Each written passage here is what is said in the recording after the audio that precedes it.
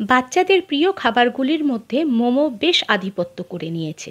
এমনকি আমাদেরও মন্দ লাগে না। মোমোর বহুরূপ। আমি আজ ময়দা ছাড়া এমন একটি চিকেন মোমোর রেসিপি শেয়ার করব, যেটি দেখতে যেমন মনোহরণকারী এবং খেতে দুর্দান্ত। আশা করি ভালো লাগবে। ভিডিওটি সম্পূর্ণ দেখার অনুরোধ রইল। নমস্কার বন্ধুরা, আমি তন্দ্রা। আমার চ্যানেল মাই কুকিং কর্নারে আপনাদের স্বাগত জানাই। প্রথমে আমি একটা ডো তৈরি করব। এখানে এটা 1 কাপ থেকে একটু কম নিয়েছি সাবুদানার গুঁড়ো।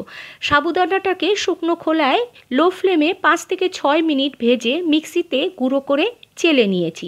তাছাড়া এমনি বাজারে সাবুদানার গুঁড়ো এখন কিনতেও পাওয়া যায়। একই মাপে নিয়ে নেব কর্নফ্লাওয়ার। যে কোনো একটা বাটি বা যে কোনো একটা কাপ মাপ হিসেবে নিলেই হবে। সমপরিমাণ সাবুদানার গুঁড়ো আর সমপরিমাণ কর্নফ্লাওয়ার নিয়েছি। এরপর এর মধ্যে দিয়ে দেব অল্প একটু নুন। ওদিকে আমি একটা বাটিতে কিছুটা জল ফুটতে দিয়েছি। এটা মাখার জন্য একদম ফুটন্ত জল আমার দরকার। এবার নুনটাকে ভালো করে একটু মিশিয়ে নিচ্ছি কর্নফ্লাওয়ারের সাথে আর সাবুদানার সাথে। এবার এই কাপ মেপেই আমি 1 কাপ থেকে একটুখানি কম ফুটন্ত গরম জল নিয়ে নিচ্ছি। জলটা একটু কম বেশি হতে পারে। এবার অল্প অল্প করে জল দেব এবং একটা চামচের সাহায্যে ডোটাকে রেডি করব। এখানে জল একবারে বেশি দিয়ে দেব না, অল্প অল্প করে দেব আর এভাবে মাখতে থাকব। সাবুদানার প্রকৃতির উপর নির্ভর করবে কতটা জল লাগবে। এক একটা সাবুদানায় একটু বেশি জল লাগে, আবার কোনো কোনো সাবুদানায় কম জলেই তৈরি হয়ে যায়। এই ডোটা রেডি করতে আমার 1 কাপ আর 2 থেকে 3 টেবিল চামচ মতো জল লেগেছিল। সমস্ত জলটা আটার মধ্যে দিয়ে দেওয়ার পরে এটাকে এবার আমি হাত দিয়েই মাখবো। একটু গরম অবস্থাতেই মাখতে হবে, ঠান্ডা হয়ে গেলে কিন্তু মাখতে অসুবিধে হবে এবং এটা দলা পাকিয়ে যেতে পারে। তাই একটু গরম সহ্য করে হাত দিয়ে ভালো করে মেখে নিয়েছি। এটা খুবই স্টিকি হয়। এবার হাতে অল্প একটু তেল নিয়ে এটাকে আমি মেখে নিচ্ছি। রুটি করার জন্য যতটা নরম আমরা আটাটা মাখি, এটা ততটাই নরম হবে। এবার এটাকে একটা চাপা দিয়ে সরিয়ে রাখবো। এবার তৈরি করে নেব পুর। পুরের জন্য আমি এখানে খানিকটা বোনলেস চিকেন নিয়ে সেটাকে একদম ছোট ছোট টুকরো করে কেটে নিয়েছি। এরপর এর মধ্যে দিয়ে দিচ্ছি কুচনো পেঁয়াজ, তারপর দিয়ে দেব কুচনো রসুন। এখানে একটা বড় সাইজের পেঁয়াজ দিয়েছি, 8 থেকে 10 কোয়া রসুন দিয়েছি, ক্যাপসিকাম কুচি দিলাম, দিয়ে দিচ্ছি গাজর কুচি। এটাকে একটু কালারফুল করার জন্য কাঁচা পাকা কাঁচা লঙ্কা কয়েকটা কুচো করে দিয়েছি। দিয়ে দিলাম খানিকটা ধনেপাতা, দিয়ে দিচ্ছি হাফ টিস্পুন মতো গোলমরিচ গুঁড়ো, দিয়ে দিচ্ছি পাতিলেবুর রস। অর্ধেক পাতিলেবু নিয়েছি, সেটাকে স্কুইজ করে দিয়ে দিচ্ছি। এখানে আমি আর ভিনিগার দিচ্ছি না, এই পাতিলেবুটা দিলে এর টেস্টটা খুব সুন্দর হয়। দিয়ে দিলাম স্বাদ মতো নুন। এবার এটাকে ভালো করে মেখে নেব। আমি এটা চিকেন দিয়ে করেছি, চাইলে এটা টোটালি ভেজও করা যায়। মোমোটা ভেপার দেওয়ার সময় যে ঢাকনাটা দিয়ে ঢাকবো, সেটাকে আমি একটা সুতির পাতলা কাপড় দিয়ে জড়িয়ে নিচ্ছি। এটা করার কারণ, ভেপার দেওয়ার সময় যে জলটা এই ঢাকনির গায়ে লেগে থাকে, সেই জলটা যাতে খাবারের মধ্যে আবার পড়ে না যায় ঢাকনাটা খোলার সময়, তাই এই কাপড়টা দিয়ে দিয়েছি। এই কাপড়টা দিলে কি হয়, ভেপারটা এটার মধ্যেই সোক হয়ে যায়। ভালো করে কাপড়টাকে জড়িয়ে দিয়েছি। ওদিকে একটা পাত্রের মধ্যে খানিকটা জল দিয়ে ফুটতে বসিয়ে দিয়েছি। এবার মোমোগুলো তৈরি করব। খানিকটা ডো নিয়ে এভাবে লম্বা করে নিচ্ছি। আমি যে ডোটা তৈরি করেছি তাতে অনেকগুলো মোমো হবে। আমি পুরোটা এখানে তৈরি করব না, অর্ধেকটা নেব আর অর্ধেকটা আমি এয়ারটাইট কোনো কন্টেনারে ঢুকিয়ে ফ্রিজে রেখে দেবো, পরে ইউজ করব। এভাবে ছোট ছোট কতগুলো লেচি কেটে নিয়েছি। এবার একটা লেচি নিয়ে একটুখানি ভালো করে হাতে গোল করে নেব। তারপরে অল্প একটু কর্নফ্লাওয়ার নিয়ে যতটা সম্ভব পাতলা করে বেলবো। এটা বেলতে খুব বেশি বেগ পেতে হয় না, খুব সুন্দর বেলা হয়ে যায়। এভাবে খুব পাতলা করে আমি একটা রুটি বেলে নিচ্ছি।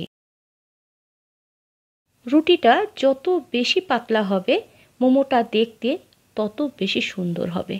এভাবে আমার রুটিটা বেলা হয়ে গেছে। এবার খানিকটা পুর নিয়ে এটাকে আমি মুড়ব, এবং পুরটা দেওয়ার সময় মনে রাখতে হবে খুব বেশি পুর দেব না, একটু পরিমাণ মতো পুর দেব। বেশি পুর দিলে এটা কিন্তু ফেটে যাবে। যদিও বা ফেটে যায়, এটার থেকে কিন্তু বেরিয়ে আসবে না, কারণ এটা যথেষ্ট স্টিকি, তাই একটু ফেটে গেলে কোনো অসুবিধা নেই। এভাবে একটুখানি মুড়ে দেবো। আমি প্রথমে জল ইউজ করিনি, কিন্তু সাইড দিয়ে একটু জল দিয়ে দিলে এটা মুড়তে সুবিধা হয়। এভাবে একটু সাবধানে মুড়ে দিতে হবে। আমার ফার্স্টের মোমোটা একটু ফেটে গেছিলো, কিন্তু তাতে কোনো কিন্তু অসুবিধে হয়নি। তারপরে আমি অল্প একটু জল হাত দিয়ে এটাকে মুড়ে দিয়েছি। এভাবে মুড়ে দিয়ে একটু সুন্দর দেখানোর জন্য সাইডগুলোতে একটু কুচি দিয়ে দিচ্ছি। হাত দিয়ে প্রেস করে দিলেই এটা সুন্দর একটু কুচি কুচি হয়ে যায়, দেখতে বেশ লাগে। মোড়াটা নির্ভর করবে কে কীরকম মুড়তে চান তার উপরে, বিভিন্ন রকমেই মোড়া যায়। আমি আরেকটা করে দেখাচ্ছি। একইভাবে একটা পাতলা রুটি করে নিয়ে পুর দিয়ে দিলাম। এরপরে এর চারিদিকে হালকা করে একটু জল লাগিয়ে দেব, যেটা আমি আগে করিনি। পরে অল্প অল্প জল লাগাবো, খুব বেশি জল লাগালে কিন্তু মোড়া যাবে না। একদম অল্প করে জল লাগিয়েছি, তারপরে এটাকে যথারীতি আগের মতো মুড়ে দেব। বন্ধুরা, আমার ভিডিওটি আপনাদের ভালো লাগলে এবং আপনি যদি হন আমার চ্যানেলের নতুন ভিউয়ার, তাহলে চ্যানেলটা সাবস্ক্রাইব করে পাশে থাকা বেল বাটনটি একটু প্রেস করে দেবেন নোটিফিকেশনের জন্য। নতুন পুরনো সকল বন্ধুদের কাছে অনুরোধ রইল, ভিডিওটি একটু লাইক, শেয়ার এবং একটা কমেন্ট করে একটু পাশে থাকার, একটু সাপোর্ট করার। এভাবে আমি আরেকটা তৈরি করে নিলাম। এভাবে মোমোর ডোটা তৈরি করলে মোমো স্বচ্ছ হয়, কিন্তু পুরোপুরি স্বচ্ছ হয় না, ট্রান্সলুসেন্ট হয়। এখানে আমি সাবুদানার গুঁড়ো ব্যবহার করেছি। সাবুদানার গুঁড়োর পরিবর্তে যদি পটেটো স্টার্চ ব্যবহার করা হয়, তাহলে কিন্তু এই মোমোগুলো আরও বেশি স্বচ্ছ হয়, একদম পুরো ট্রান্সপারেন্ট হয়। 3টে মোমো আমার বানানো হয়ে গেছে। এবার এগুলোকে আমি ভাপে বসাবো। যে পাত্রটাতে জল বসিয়েছিলাম ফোটার জন্য, তার উপরে একটা ঝাঁঝরি দিয়ে দিয়েছি। অবশ্যই ঝাঁঝরিটাকে তেল ব্রাশ করে নিতে হবে। তারপরে মোমোগুলোকে আমি দিয়ে দিচ্ছি এবং উপর দিয়ে চাপা দিয়ে দেবো। 7 থেকে 8 মিনিট পর চাপা খুলে দেখাচ্ছি এগুলো কত সুন্দর হয়েছে। দেখেই বোঝা যাচ্ছে বেশ স্বচ্ছ হয়েছে।